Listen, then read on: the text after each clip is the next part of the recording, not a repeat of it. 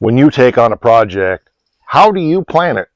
Today, that's the subject of our Talk About It Tuesday. We're going to look at some things here on the 39 pickup. Plus, I'm going to talk about the completely different approach I'm having to the design of this hot rod truck. Stick around. This is going to be fun. I really think that you might benefit from this one. I'm Mike, and you're watching My Car Shop. Some of you know that I'm pretty tech savvy. I own a technology company, so I hope that I would be. But I've always used technology in one way or another ever since the 90s for my builds. Way back when I built the GTS, I did a lot of computer rendering and Photoshop work to visioneer what that car was going to look like. In fact, I still have one of the original renderings over there in my paint booth. Let's take you over there and show you. This was a rendering that I did of, it's actually a 69, but I added the tubs and I added the blower motor. You can see it's a 69 because it has the side marker lights here, but I put a 68 grill in it and I did the color. It was a yellow picture originally. Some of you might be familiar with that picture, but I did all that in actually I think in Microsoft Paint. I didn't do that in Photoshop. To just kind of give me a picture of what I wanted the car to somewhat represent when I built it. And that's kind of the direction I went with the car based upon what I saw when the project was done. In fact, this even has the dog dish hubcaps on it, which I had for many years on mine until I finally switched it over to disc brakes. There's a ton of decisions to be made on a build like this. We sold this 1-ton chassis to my neighbor. I'm not using this chassis, obviously, because I sold it. It's way overkill for what we need for this truck. I'm flipping and flopping around on how I want to do it, and I'm definitely going to do some dimensioning off of this frame just to verify some things that I'm seeing. But what I've decided to do and what I've been doing on this build is actually using AI to help me do some comparisons on things to make some decisions on the direction I'm going for the chassis on this truck. Some of that has just been sheer self-preservation. There's not enough hours in the day to accomplish everything I need to accomplish with my business, with my band, in my sound studio, and doing 3 episodes a week. And people say, well, why don't you just back off on things? And I'm not about to do that, but I am going to maximize my efficiencies. We have 13 projects we're doing here, so I need to maximize efficiency, and I don't want to spend weeks and weeks and weeks scouring books and searching the web to find information when I can just simply use the free version of ChatGPT, and for however many minutes they allow me or how much data they allow me every day, I spend a little bit of time accomplishing massive amounts of research. Yes, I need to verify that information because ChatGPT sometimes is dumber than a box of rocks, but it does really help me narrow things down and give me things to confirm rather than having to start from scratch on everything. As you know, I'd said it here on the channel that I was planning to use a crew cab short box Dakota chassis for this truck. But as I got digging into it the old-fashioned way, I discovered that the Dakota chassis is actually about 4 inches too wide for this. So that got me to thinking, well, what chassis would work? Let's take brand ABCXYZ and chuck it out the window, and let's just look at what is the best fit chassis for the 39 to make it a half-ton truck. Even though this is a 1-ton, the cab is exactly the same on the half-ton. I'm making this a half-ton short box truck. That's another discussion for another time. And lo and behold, what I discovered is that the 84 series, the 1984 era, whatever that was when they first came out up until they did the body style change, on an S10 crew cab short box pickup is exactly, or a standard cab long box, is exactly within 2 inches, the right wheelbase, the right width, everything. The back of the frame is a little wider, so the box won't fit, but I don't have a box. I'm making a custom box anyway.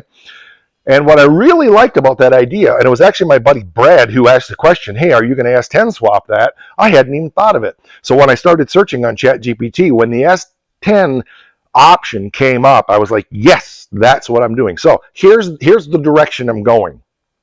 S10 chassis, S10 front end with the disc brakes. They're 5-bolt 4 3/4 wheels, just like we have on the 47 Ford. Easy peasy to find tons of options for wheels and tires on that truck. Even easier than the Mopar stuff. And yeah, I've got a lot of Mopar stuff, but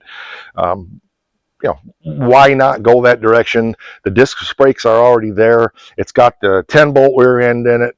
Got to check the gear ratio in that. We may change our minds and put an 8 3/4 in that, because I think it may have like a 350 some gear in that. That's a little bit much, but it'll get us started in driving this truck and get it on the road, because this cab, once it has got some structural integrity and all the sheet metal work is done, which isn't actually going to take terribly long, will just fall right on there. Yes, we're going to have to channel this a little bit to get the cab down over the frame a little bit more. That's easy to do, and I've already got the plan for that in my head. But using ChatGPT within probably 2 evenings, an hour each, has helped me know exactly what the 6.5-foot box dimensions are that I'm going to hand fabricate, what the original dimensions were. I can start working on knowing what the S10 frame dimensions are and how that's going to fit out together. The cab mounts, all of that stuff are so close, other than it suggested you're probably going to have to channel it and drop it down a little bit, etc., etc., etc. Brilliant. Absolutely brilliant. Do I trust AI? Not at all. Do I like it?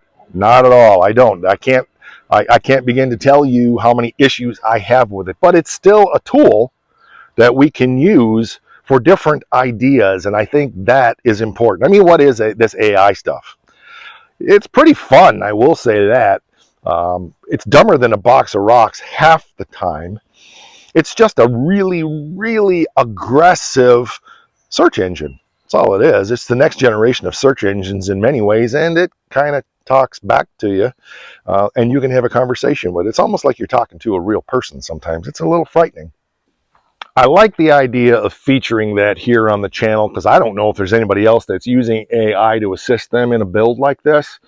The Golden Mullet, the tube chassis race car, you've already seen me working on the blueprints for that. I've been sitting at the table with pen and paper and a pencil, I should say, and whiteout and rulers and stuff, and designing the tube chassis for this car. And I have no intention of changing the way I'm doing that build. I try to let each build be what each build is. And this one, I just had the brilliant, I was already doing it, and I thought, oh, let's feature this as an old school AI build here on the channel.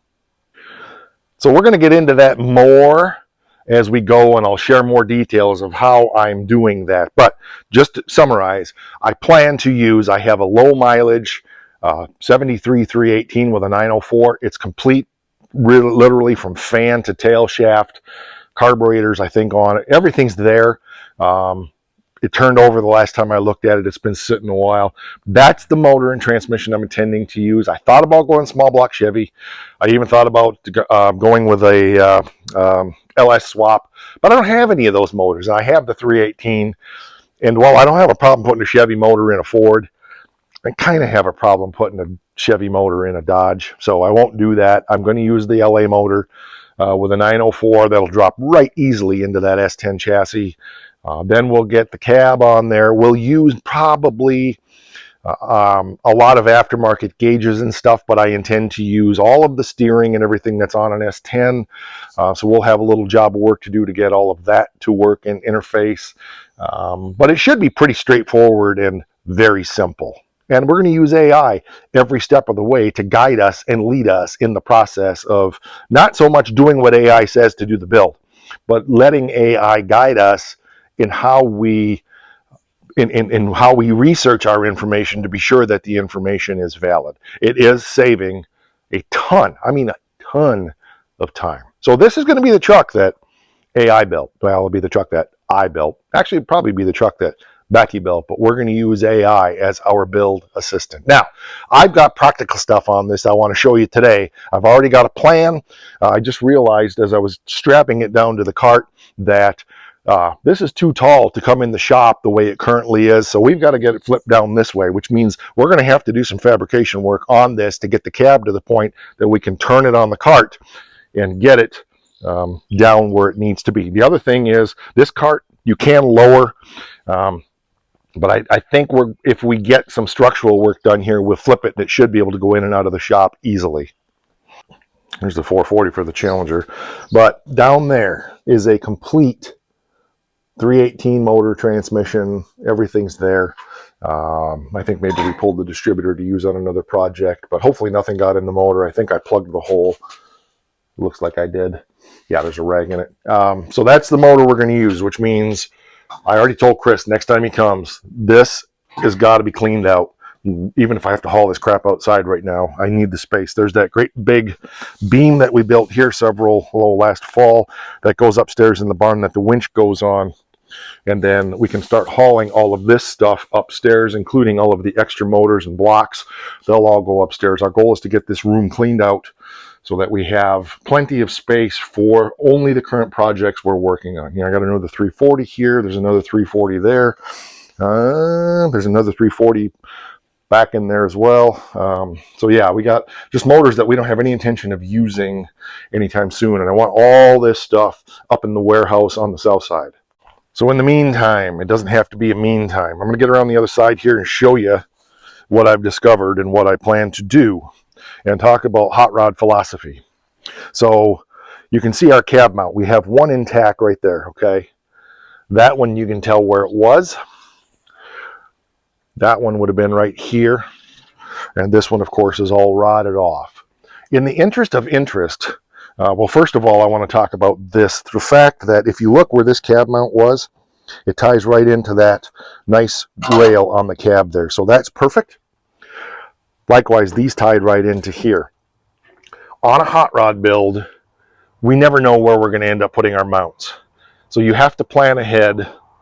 You have to plan on, chances are the first bit of fabrication that I do isn't going to stay. I'm likely going to have to cut some of it or all of it out. That's fine. No big deal, right? It'll be easy enough if I make this properly to actually just raise that up and make it so easy to channel this vehicle if I make this designed properly. And that's my goal. And all I'm going to do to start is just use 2x3 box tube right across here and right across back here. And then I can brace it this way as well temporarily, and that cab will be solid as a solid thing. That's one day's work right there. And then I can flip this cab down onto the cart and hopefully it'll clear and it'll go through there. If it does not, then the next step is we will have to pick this cab up. We can unbolt this on here and lower these down. In fact, one vehicle I think I had on here, we didn't even have the top ones. We only used the bottom ones. So we got versatility. That's the way I built that thing. I built it that way on purpose.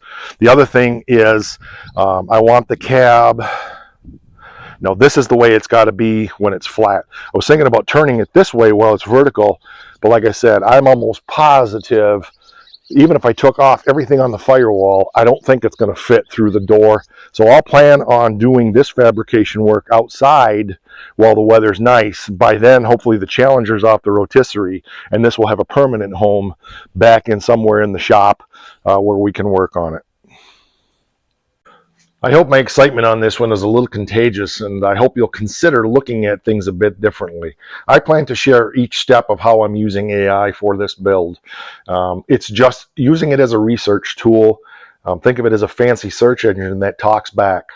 Ugh. Never mind.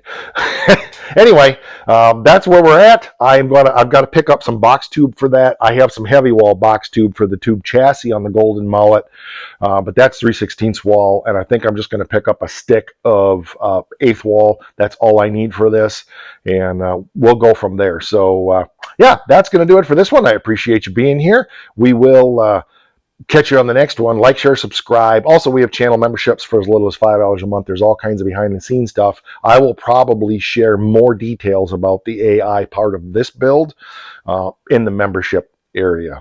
Merchandise, check out the link down there in the comments. Go over to the Schultz Sign Company Etsy page and search MKS within the search on Schultz Sign Company. Not the Etsy search, but once you open Schultz Sign Company, there's a search for Schultz Sign Company. Just search MKS and you'll find all of our merchandise. I appreciate all of the love and support and your emails and your comments and your text messages and everything that y'all do to keep the channel going forward. Oh yeah, and it is important. I don't want you to forget.